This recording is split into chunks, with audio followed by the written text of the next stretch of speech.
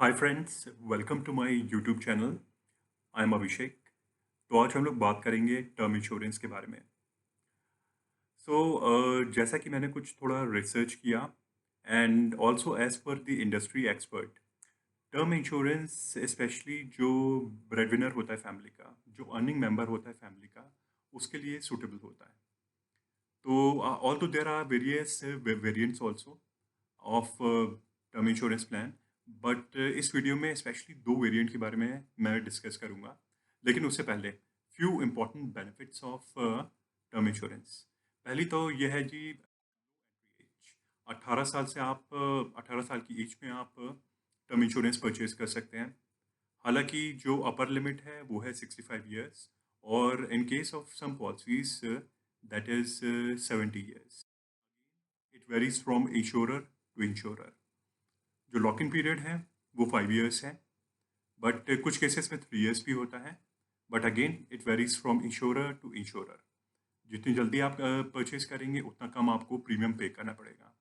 Actually जो इसका main फंडा है ना, जो टर्म इंश्योरेंस का, वो ये है कि आपको एक सब्सटेंशियल सम एश्योर्ड मिलता है एट एन अफोर्डेबल प्रीमियम। आप एक एग्जांपल ले लेते हैं इसका। मान लीजिए कि आपकी एनुअल इनकम है 5 lakhs। Again as per my research and industry experts, जो आपका सम एश्योर्ड होना चाहिए वो होना चाहिए 20 times of your annual income. यानी अगर आपकी एनुअल इनकम 5 lakhs है तो आपका सम एश्योर्ड होगा 1 करोड़। यस, 1 करोड़। और अच्छा, इसमें और भी काफ़ी फ्लेक्सिबिलिटीज़ हैं। लॉन्ग टर्म इसमें आपका वो रहेगा कवरेज, 30 to 40 ईयर्स में भी तक हो सकता है, आप ले सकते हैं इसका लॉन्ग टर्म कवरेज। और अपार्ट फ्रॉम दैट और भी काफ़ी फ्लेक्सिबिलिटीज़ हैं, जैसे अगर आप if you opt for Riders, payment of insurance premium Riders, accidental और डेथ बेनिफिट राइडर्स, तो इसमें आपको राइडर्स भी काफ़ी अफोर्डेबल प्राइस पे मिल जाते हैं। अच्छा, इसके अलावा और भी काफ़ी फ्लेक्सिबिलिटी है, जैसे पेमेंट ऑफ प्रीमियम फ्लेक्सिबिलिटी। आप यहाँ ऑप्ट कर सकते हैं फॉर एनुअल मोड। एनुअल अगर आप ईयरली देना चाहें premium, half yearly, quarterly, monthly, so you have multiple options and काफ़ी फ्लेक्सिबिलिटी रहती है।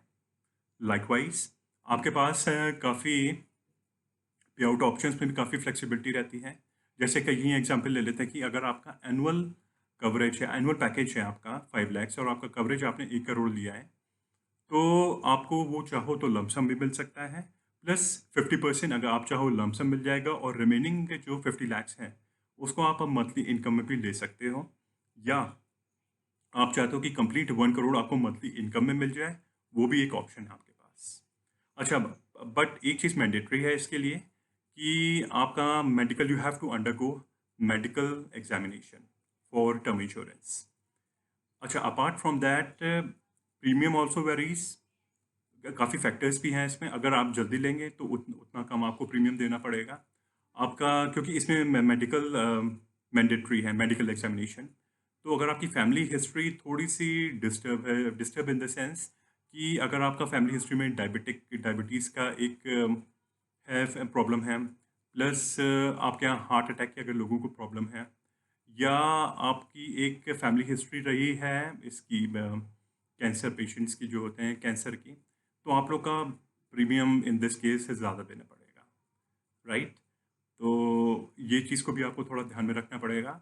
और बाकी फ्लेक्सिबिलिटी तो काफ़ी है, मल्टीपल ऑप्शंस भी हैं आपके पास, काफ़ी इसमें वेरिएंट्स भी होते हैं। हाँ, तो दो इम्पॉर्टेंट वेरिएंट के बारे में डिस्कस करना ज़रूरी है।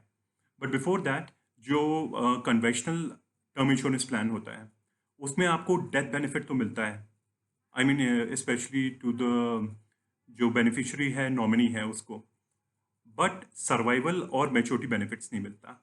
बट क्योंकि रिसेंटली कुछ और भी वेरिएंट्स आ गए हैं टर्म इंश्योरेंस प्लान के, तो as per those variants, specially return of premium plan जो है टर्म इंश्योरेंस का, वो ऑप्ट करते हैं आप, ट्रॉप कहते हैं, term return of a premium plan.